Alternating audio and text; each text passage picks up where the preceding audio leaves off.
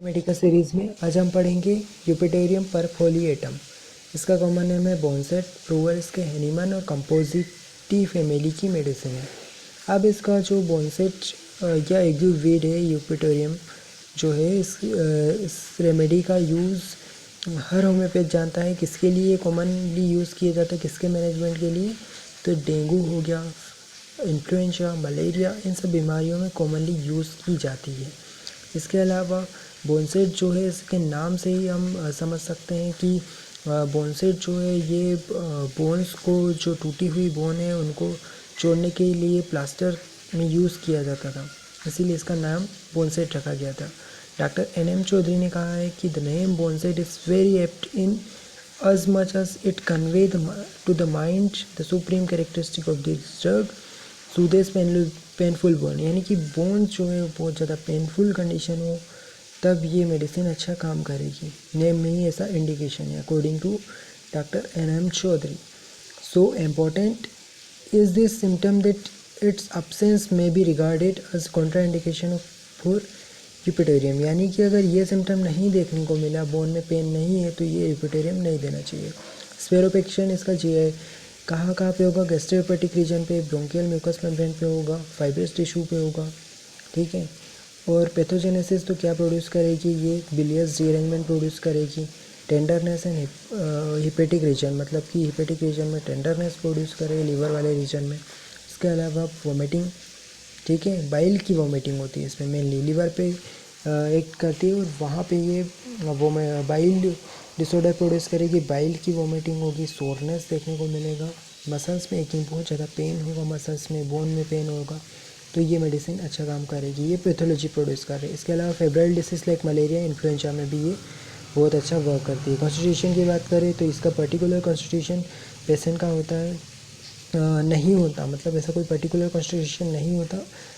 फिर भी बात करें तो ये जो यूपिटेरियम है ये ऐसे लोगों के लिए स्विचेबल है जिनमें worn out constitution due to excessive abuse of alcohol, मतलब कि एल्कोहल अबूज़ के कारण जो पर्सन हो जाते हैं उस तरीके की कि वीकनेस हो जाते हैं, वीकनेस देखने को मिलेगा, मसल्स में एकदम वीक रहेगी, प्रोलॉन्ग फ्रिक्वेंट अटैक्स ऑफ बिलियस और इंटरमिटेंट फीवर, जिनमें बार बार फीवर आता रहता है, इंटरमिटेंट फीवर के केसेस में दे सकते हैं ये मेडिसिन।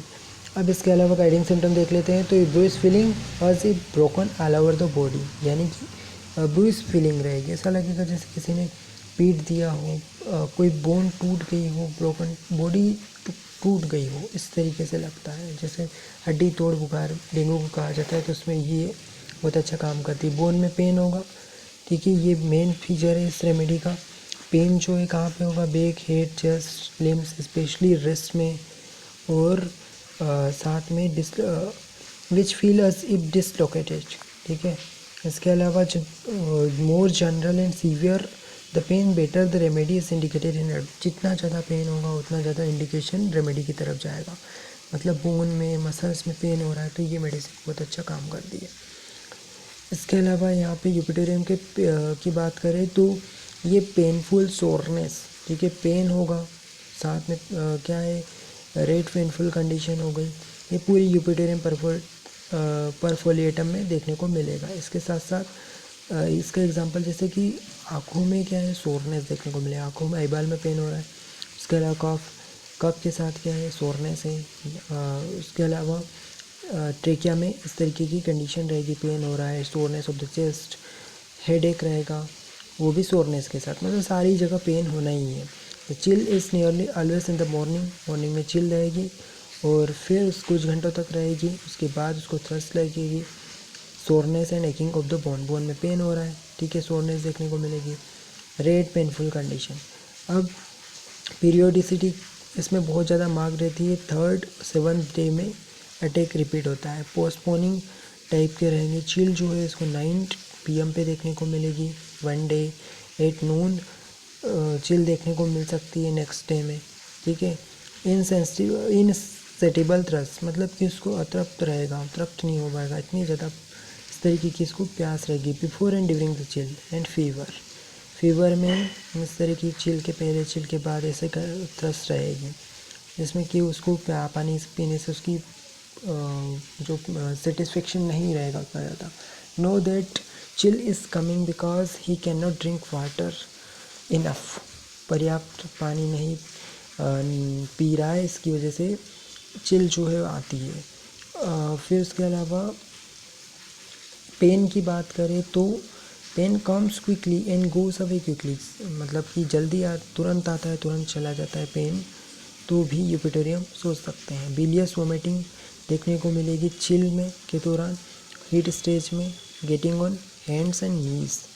तो चिल कहाँ पे देखने को मिलेगी, हैंड्स पे, नीज पे, और उसके साथ जो है बिलियस वोमिटिंग देखने को मिलेगी, वर्टिगो देखने को मिलेगा, चक्कर आएगा, और फेलिंग टू द लेफ्ट ऐसा सेंसेशन रहेगा जैसे गिर जाएगा लेफ्ट साइड में। उसके अलावा कैरेक्टरिस्टिक ऑफ यूपिटोरियम क्या है, उसका कैरेक्टरिस्टिक फीचर कफ है, जो कि किससे रिलीफ मिलता है उसको, हैंड्स एंड नीज, ठीक है।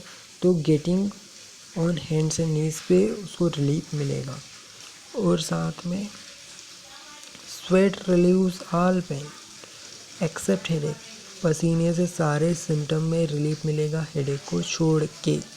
रेट्राम्योसोराइनम में भी ऐसा होता है।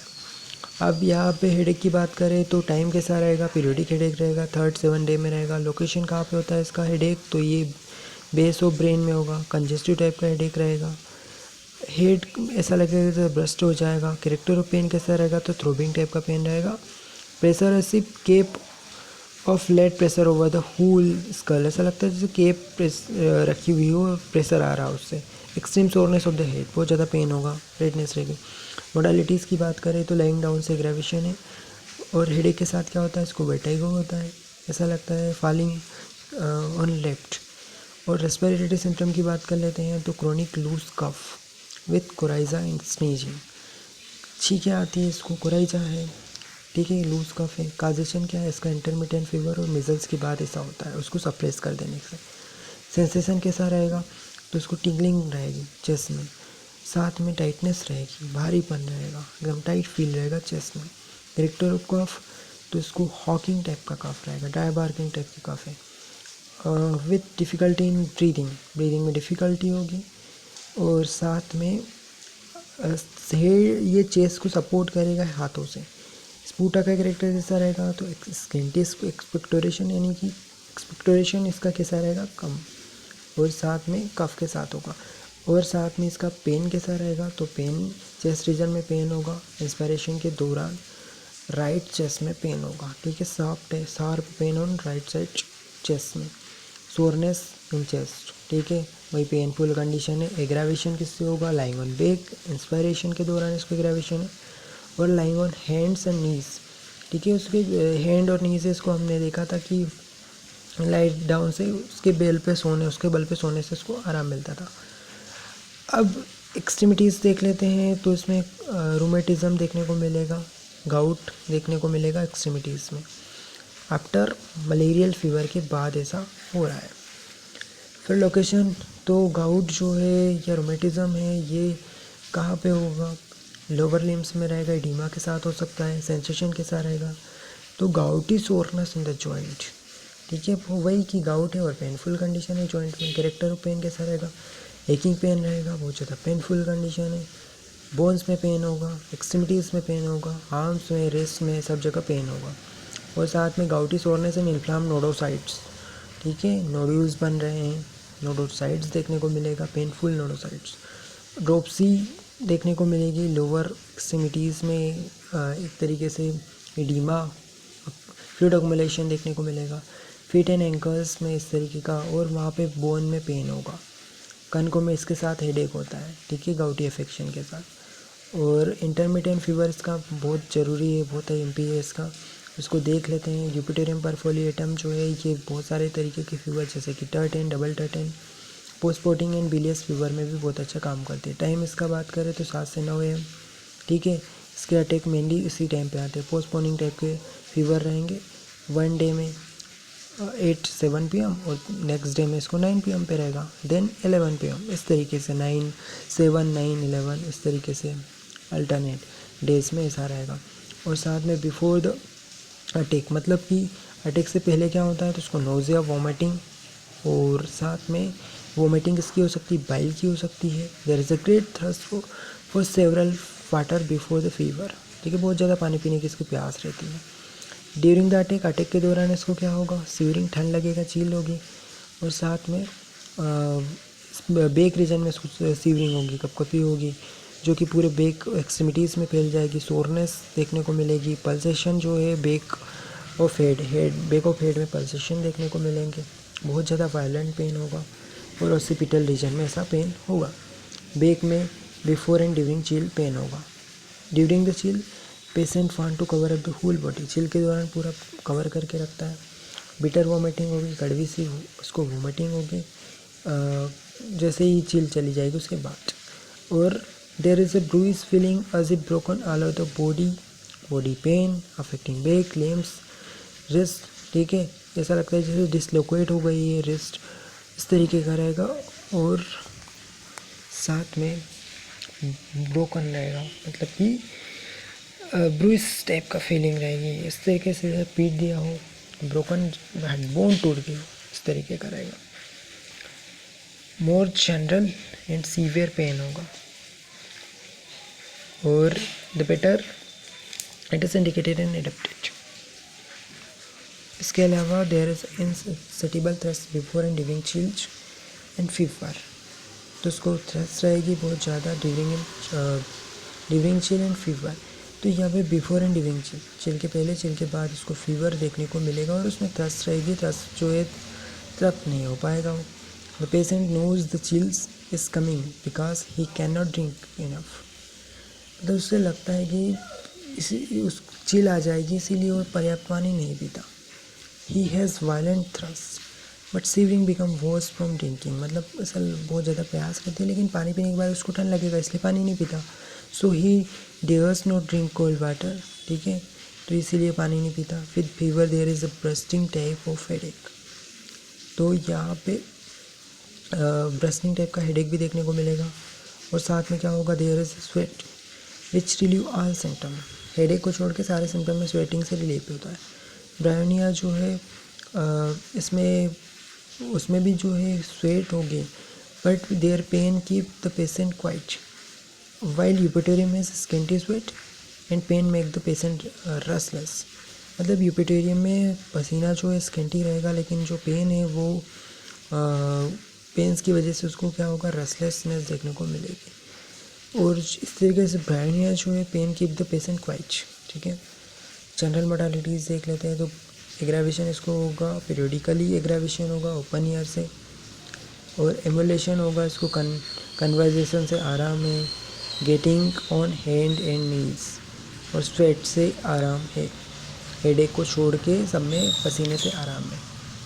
तो अब हम इसके जो डेंगू की बात चल रही है तो हम इसके डेंगू के सिम्टम देख लेते हैं। तो इसके बोन पेन में, ठीक है, बोन पेन में बहुत अच्छा काम करती है। ब्रूइज बिटन टाइप का सेंसेशन रहेगा, ब्रूइज ब्रोकन टाइप के सेंसेशन रहते हैं, पेनफुल सोरनेस रहेगी, चिल रहेगी, ठीक है, सेवरल हार्स तक रहेगी, और थ्रस्ट देखने को मिलेगी। इसके अलावा थ्रस्ट कैसी रहेगी, इंसेटिबल थ्रस्ट रहेगी ड्यूरिंग चिल, ठीक है, एंड बिफोर चिल, और साथ में इसको बिलियस वोमिटिंग होगी, वर्टिगो टाइप का सेंसेशन रहेगा।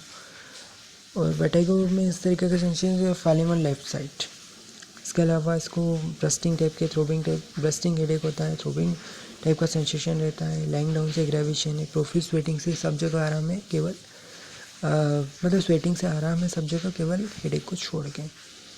और साथ में इसको कफ, तो कफ कैसा है, क्यों हुआ था, क्योंकि इंटरमिटेंट फीवर और मिजल्स को सप्रेस करने की वजह से। सेंसेशन कैसा रहेगा कफ में, तो इसको टाइटनेस रहेगी चेस्ट में। कफ का कैरेक्टर कैसा रहेगा, तो ब्रीदिंग में डिफ़िकल्टी होगी, हुकिंग टाइप का कफ रहेगा। स्पूटा कैसा रहेगा, स्किंटी एक्सपेक्टोरेक्शन के साथ रहेगा।